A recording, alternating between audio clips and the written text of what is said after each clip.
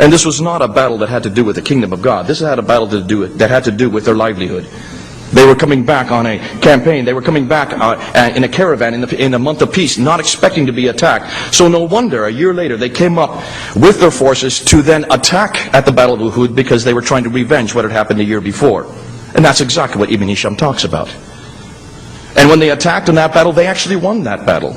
Muhammad was gravely wounded, almost died in that battle.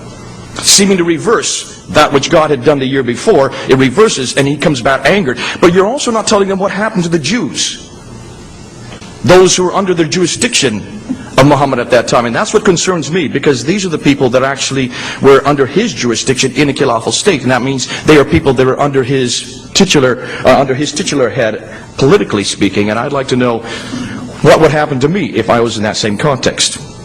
What we do know is that after the Battle of Badr, when he came back to the Battle of Badr, he then threw out the first of the Jewish tribes, the Banu family. After the Battle of Uhud in 625, he came back angered because of the fact that he had lost that battle, wounded, and he threw out the second remaining of the great three Jewish tribes, the Banu Nadir family. But then 2 years later, when you quickly went over the Battle of the Trenches, you never told them what happened after the Battle of the Trenches. You need to look at the whole history. The Battle of the Trenches, 5 years after he had moved to Medina, here was a man who did not belong to Medina. He came from Mecca. He was invited to come up to Mecca by the Ansar who were there because of the problems they had with the Jews at that time. He was to come to arbitrate between the Jews and the Ansar. And when he came there within 2 years, he started taking over much of the political head because of what happened at the Battle of Badr. Within 3 years then, in 627, after that first Battle of Badr, a stalemate battle because of the trenches, you're correct. What did he do to the last remaining Jewish tribe there, the Banu Quraiza family? You need to read it. It's there in Ibn Hisham. There are a number of sources where you can read what happened.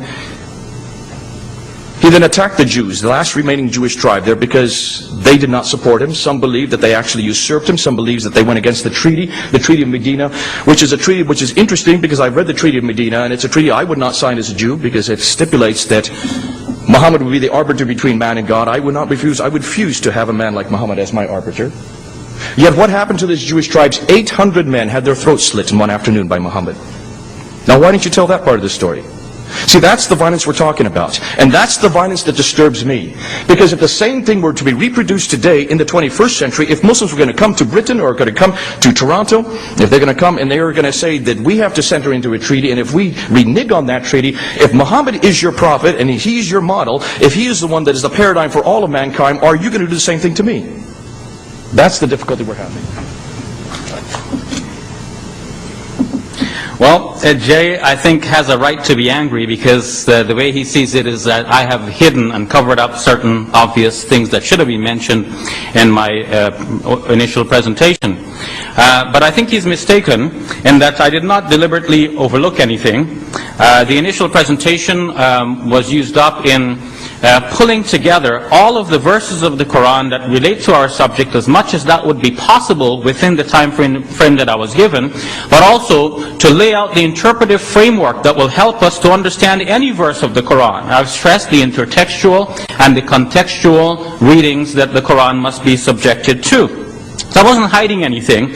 At the same time, Jay thinks that I should have referred to the Seerah of Ibn Ishaq in the recension of Ibn Hisham, which he says, whom he says died 200 years after the Prophet Muhammad.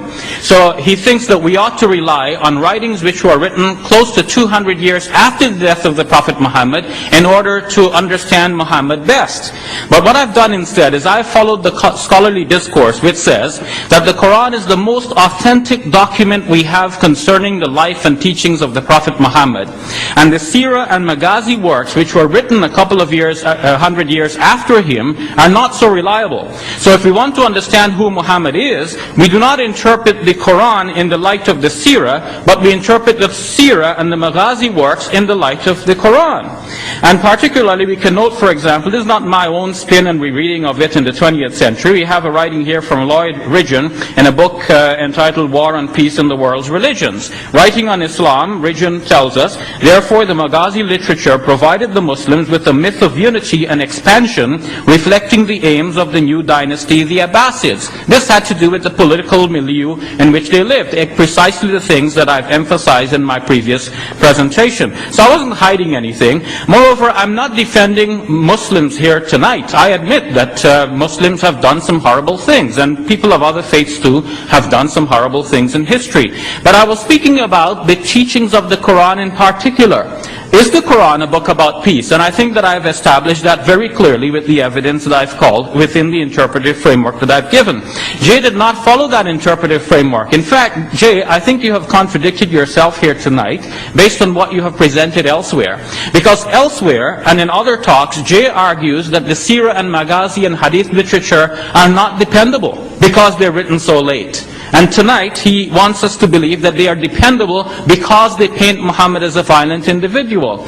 But I'm putting before you that the Quran, the earliest document about the Prophet Muhammad, shows him to not be a violent individual. What about the Jews of Banu Quraiza? He says that 800 of them were slaughtered. Where does he get that? From the Maghazi literature. There's nothing about that in the Quran. The most the Quran says in Surah 33 is that the Prophet Muhammad had an engagement with the other people. He slew some and he took some as captive. The numbers are not given. The numbers which are given in the Maghazi literature are grossly exaggerated.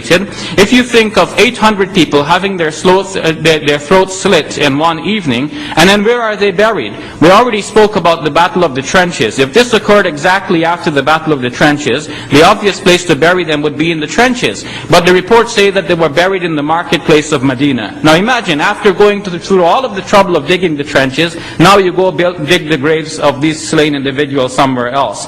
My explanation for this is that when these materials were written, they didn't have it all together, and people invented things. If Muslims wanted to pursue a violent approach to non-Muslims, they wanted the Prophet Muhammad as their model, and if they could not find him as a model violent individual, they had to mythologize him, invent the violence that they needed for their own justification.